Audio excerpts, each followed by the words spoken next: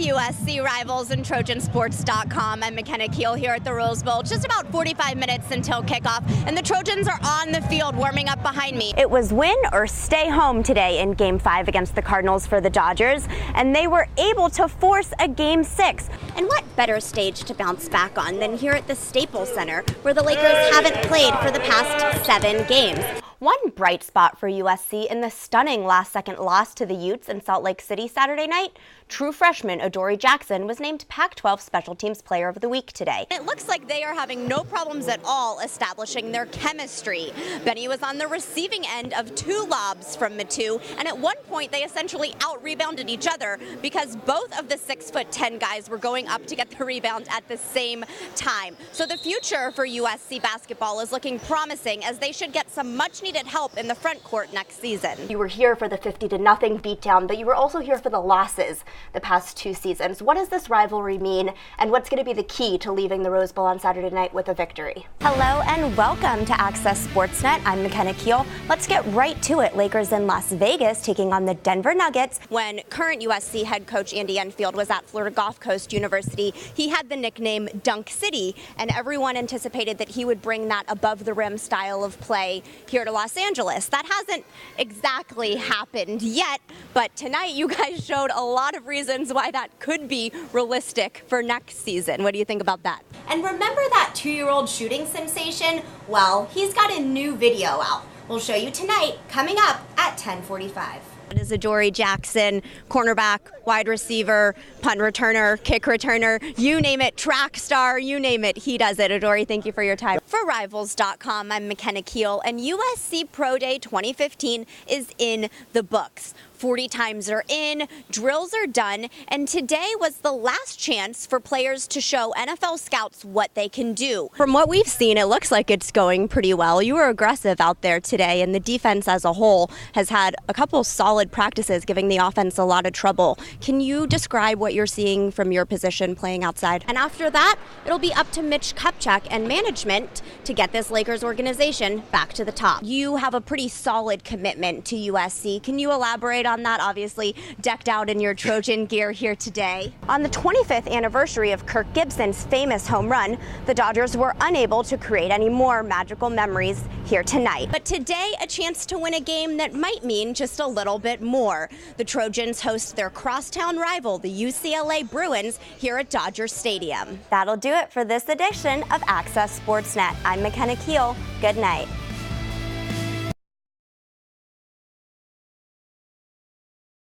There are no TVs in the family-owned Pepper Tree Cafe, but that doesn't mean customers can't stay up to date about the latest in the sports world. They have waitress Julie Butkus for that.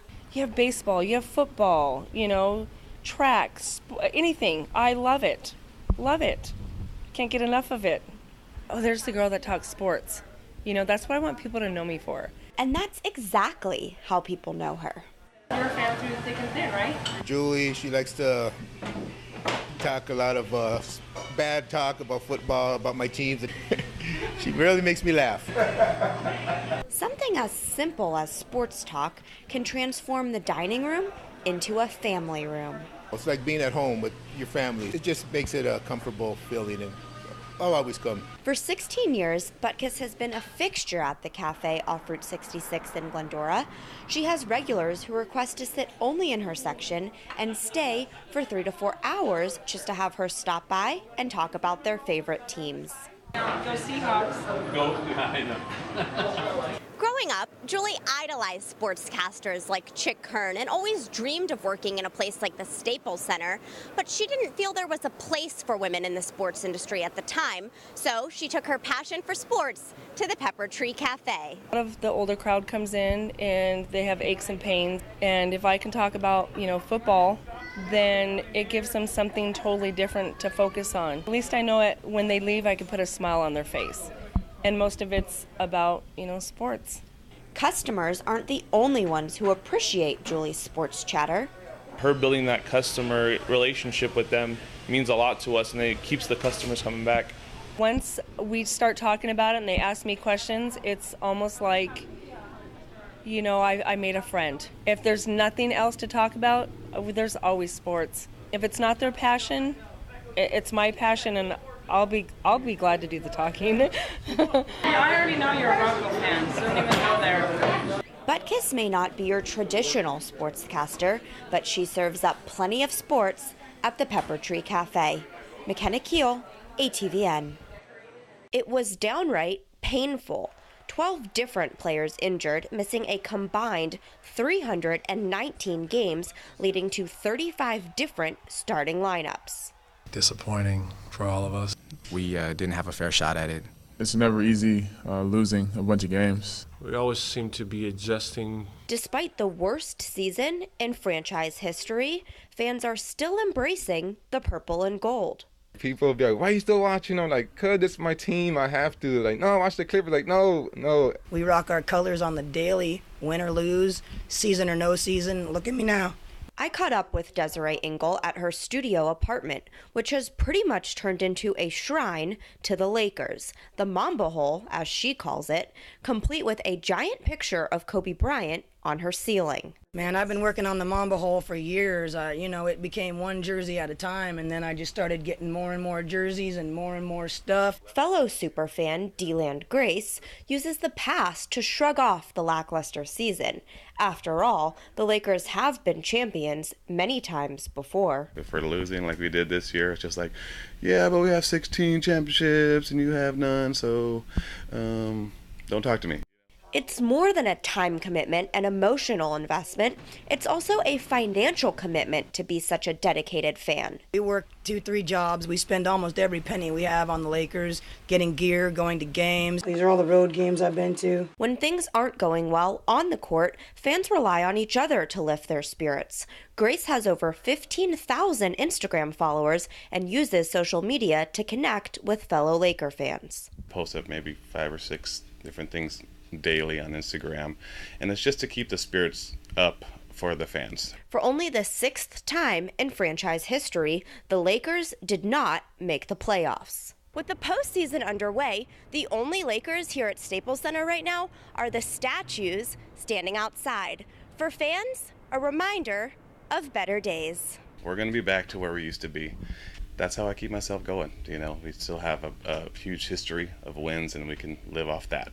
We wanted to let the guys know in a season of turmoil that we do have their backs. I'm sticking with the Lakers. So no matter how bad it was, I'll still go watch them. And that support means a lot to the Lakers. I just have to tip my hat to these fans because they've been behind us all the way. Fans have showed us great support all year, no matter what. No matter what. Lakers Nation has a long road back to the top, but they'll continue to support their purple and gold no matter what. McKenna Keil, ATVN. In lighter news, if you need a little pick-me-up for your Monday, check out this video that's going viral today of the Texans' star defensive end. J.J. Watt mocked Titans rookie quarterback Zach Mettenberger yesterday. Watt sacked him in the 4th quarter and then proceeded to, take a selfie, in response to Mettenberger posting a series of selfies on his social media accounts leading up to his first NFL start.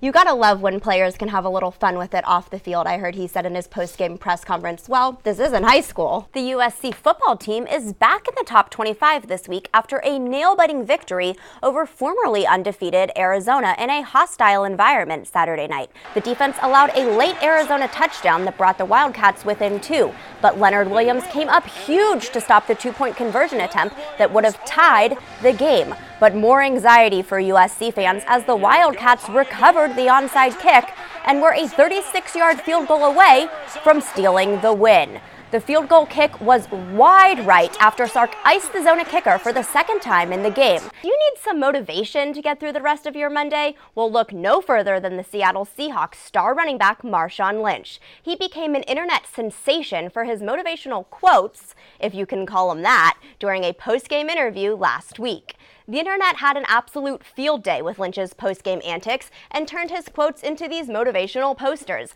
Some pretty great stuff right there. They sure did brighten up my Monday. USC junior wide receiver Nelson Aguilar is being recognized today for his outstanding game against Cal on Thursday night. Not only did USC fall out of the national rankings, but the Trojans also dropped significantly in conference standings after the divisional loss at Utah.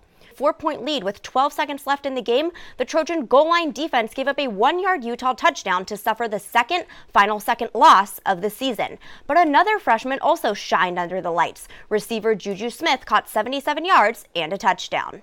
But more bad news for USC. Starting left tackle Chad Wheeler tore his ACL and is out for the rest of the season. Andre Walker, who has struggled in the past and gave up a sack on the final play of the game on Saturday night, will start in his place. USC star tailback Javorius Allen, or Buck Allen as he's more commonly known, has been named an official candidate for the nation's most prestigious college football award, the Heisman Trophy. A Los Angeles native finalized the biggest contract in professional sports history today. The details are coming up next.